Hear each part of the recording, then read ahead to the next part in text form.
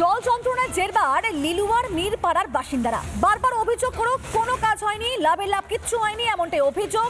তার প্রতিবাদে হাওড়া লিলুয়ায় রাস্তা অবরোধ করে বিক্ষোভ দেখালেন স্থানীয় বাসিন্দারা। জল যন্ত্রণায় এই আবহাওয়াতে এখনো পর্যন্ত সেখানে জল জমে রয়েছে এবং তাতে যন্ত্রণার শিকার সাধারণ মানুষ।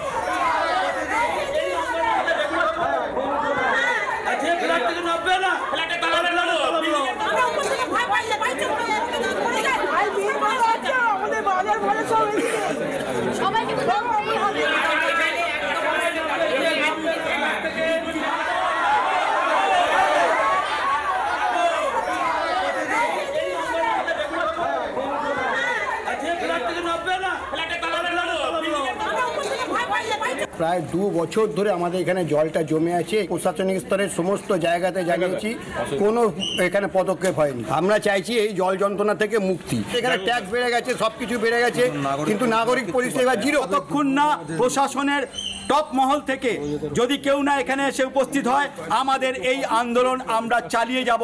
সেটা যদি 5 ঘন্টার জায়গায় 50 ঘন্টা হয়, 5 দিনের জায়গায় 10 দিন হয়, এই আন্দোলন চলবে। লিলুয়া মিরপাড়া এলাকা, কুমারপাড়া লেন এলাকায় দীর্ঘদিন ধরে জমা জলে অতিষ্ঠ হয়ে রয়েছে এলাকাবাসীরা। কারণ এলাকায় নিকাশি ব্যবস্থা দীর্ঘদিন ধরে হচ্ছে না, তার ফলেতে এলাকায় কোনো রকম সংস্কারের কাজ বা কোনো রকম উন্নয়নের কাজ আজও দেখা যায়নি। বারবার বিধায়ককে জানিয়েও কোনো রকম কোনো সদুত্তর আজও পর্যন্ত পায়নি। বালির এলাকার এখন প্রশাসক মণ্ডলীতে রয়েছে ডক্টর রানা চ্যাটার্জি। রানা চ্যাটার্জিকে বলা হয়েছিল যে এলাকার সংস্কারের কাজ বা ড্রেন নিকাশির কাজ বা এলাকার রাস্তাঘাট সারাইয়ের কাজের জন্যও বলা হয় এলাকার বাসিন্দারা। তা সত্ত্বেও এখনো পর্যন্ত কেন কাজ হয়নি, সেই জন্যই আজকে রাস্তা অবরোধ করে বিক্ষোভ দেখাচ্ছে স্থানীয় বাসিন্দারা। ভোট আসে, ভোট যায়, তবে এলাকার মানুষ প্রতিশ্রুতি ছাড়া কোনো কিছুই কাজ হয় না, এরকমটাই দাবি জানিয়ে আজ রাস্তা অবরোধ করে বিক্ষোভ দেখাচ্ছে স্থানীয় বাসিন্দারা। হাওড়া থেকে প্রসেনজিৎ অধিকারী রিপোর্ট, রিপাবলিক বাংলা। ছবি দেখলেন আপনারা, এবং সেখান থেকে একটা বিষয় একেবারে পরিষ্কার যে শীতকালেও জল জমে রয়েছে এবং জল যন্ত্রণার শিকার হচ্ছেন লিলুয়াবাসী। বারবার জানানো হয়েছে, স্থানীয় প্রশাসনকে জানানো হয়েছে, কিন্তু কোনো রকম ভাবে কোনো স্টেপ নেওয়া হয়নি, কোনো পদক্ষেপ নেওয়া হয়নি, এবং তার জন্য আজকে তারা নিজেরাই রাস্তায় নেমে এভাবে প্রতিবাদ করলেন।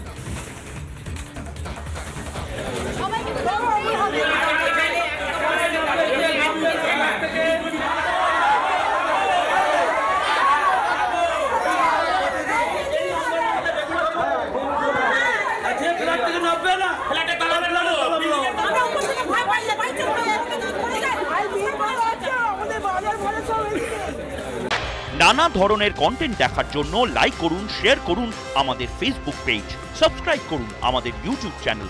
পাশাপাশি অন্যান্য ব্রেকিং নিউজের জন্য অবশ্যই চোখ রাখুন রিপাবলিক বাংলায়।